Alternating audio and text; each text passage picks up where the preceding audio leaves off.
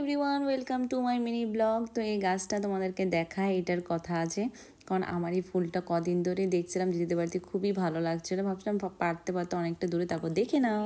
ওটা আমার লাগবে বা চাই, ও জানেও না যে আমি ওইটা দিকে ভাবছিলাম ফুলগুলো নেবো, খুব সুন্দর লাগছে, কিন্তু না চাওয়াতে আমাকে দেওয়া। এইটাকে হয়তো বলে অনেকটা ভালোবাসা, যে না বলেতে পেয়ে গেছে। তো দেখো আমি গ্লাসের মধ্যে রেখে দিয়েছি ফুলটা ওদের অ্যানিভার্সারি। তো এইদিকে আমরা রাত্রি ডিনারের প্রিপারেশান শুরু করে দিয়েছি, আর দেখে বুঝিয়ে গেছো যে আমি কি বানাতে চলেছি।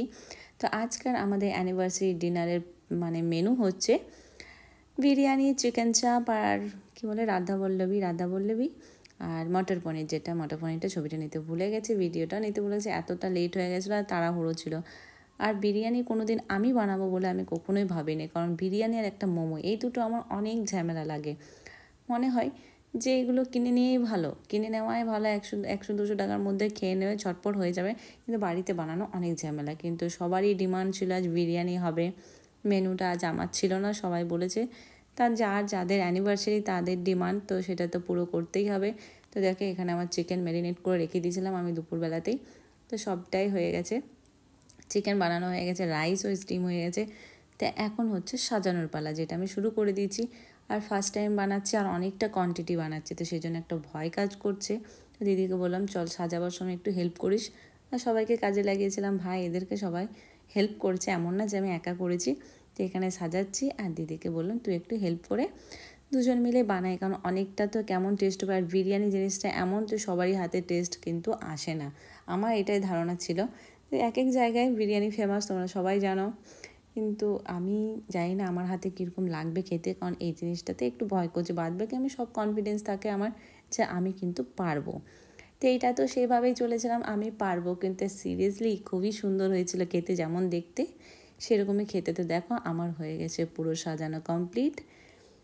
তো এখানে বানিয়েছিলাম আমি রায়তা, অনেকটা পরিমাণে রায়তা বানিয়েছি, কারণ যাই আমার গেস্টদের পছন্দ রায়তা, আমারও ভালো লাগে। দেখো এটা স্টিমের জন্য দিয়ে দেবো। চলো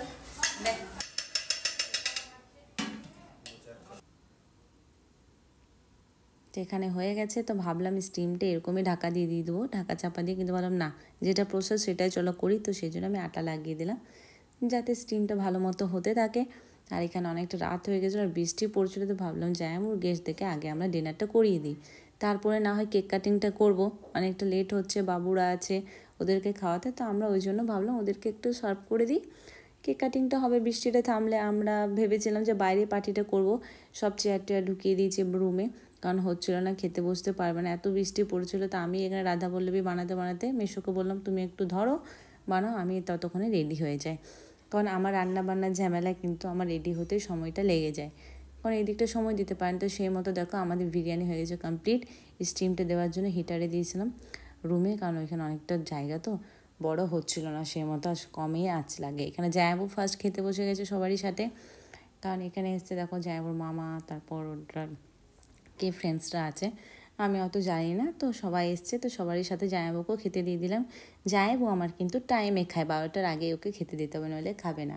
এখানে আমরা ভাই বোনেরা, মাসি, এরা সবাই মিলে একটু গল্প করছি, একসাথে বসা হয় না। আরও মাসিদের আসার কথা ছিল সবারই, কিন্তু বৃষ্টির জন্য একটু শরীর অসুস্থ ছিল বোনের, তো সেই জন্য আসতে পারিনি।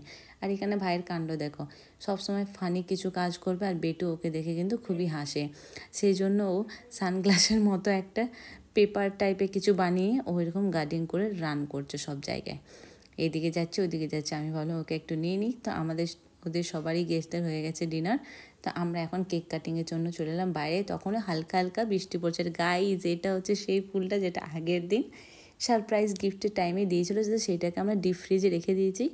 তো সেটা দেখো আইস জমে গেছে, আর খুবই সুন্দর। এইটা ফার্স্ট টাইম করছি, কিন্তু বেশ ভালো, ফুলটাও আইস হয়ে গেছে। তো এখানে কেক আমাদের অ্যানিভার্সারি আগের দিনটা দেখতে ভালো ছিল, আর এই দিন পার্টির দিনে কেকটার টেস্টটা খুবই সুন্দর ছিল।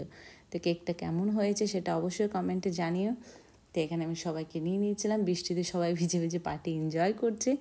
ডান্স টান্স কিছুই হলো না, কারণ বৃষ্টির জন্য কিছুই করলাম না, অনেকটা রাতও হয়ে গেছিলো। তো যাই ওদের গেস্টটা দিয়ে পরে গিফট দিয়ে ওরা চলে গেছে বাড়ি, তারপর পালা হচ্ছে আমাদের। তো আমরা কেক কাটিং করে খাইয়ে দিলাম, কেকটা খুবই টেস্ট ছিল, তো আমি সাইডে গিয়ে নিজেই খাচ্ছিলাম। এখানে সবাই আস্তে আস্তে খাওয়াবে, আমার ওইদিকে টাইম হচ্ছে, সোনাই কিন্তু খিদে পেয়েছে, এখানে মাসি আর মেসো চলে এসছে আমাদের মানে গেস্ট। আমরা তো রোজই আসি, মাসি আর মেসো এসেছিল আর ভাইরা। ওদের আসার কথা সবাই একসাথে, তোমরা তো জানোই। আগের অ্যানিভার্সারি পার্টির ভিডিওগুলো আমি দেবো আস্তে আস্তে, যে কতটা এনজয় হয় আমাদের পার্টিতে। এখন সোনাইয়ের বার্থডেগুলো আমি এখন রিভিল করিনি, সবটাই তোমাদের সাথে শেয়ার করব। তো আমি দেখলাম এখান যে চলো খাবারটা আস্তে আস্তে এক বেজ করে উঠছে, এক বেজ করে বসছে। তো এখানে মিষ্টু সবসময় রেডি থাকে আমার ব্লগে আসার জন্য। তো এখানে দিদি যে মাসি, ভাই আর দিদি খেতে বসছিলো, তারপর বসে গেলাম আমরা। তো এখানে নিয়ে নিয়েছি আমরা খাবার, এখানে রায়তা রেডি করে নিয়েছি। অলমোস্ট আমার খাওয়া হয়ে গেছে। নিজে রান্না করি আর এতটা লেট হয় যে আমাদের ডিনার করতে কোনো প্রোগ্রামে সিরিয়াসলি খাওয়া যায় না। তো কেমন লাগলো আমার ব্লগটা অ্যানিভার্সারি অবশ্যই কমেন্ট করে জানাবে। তো চলো এখন কথা, বাই, টাটা।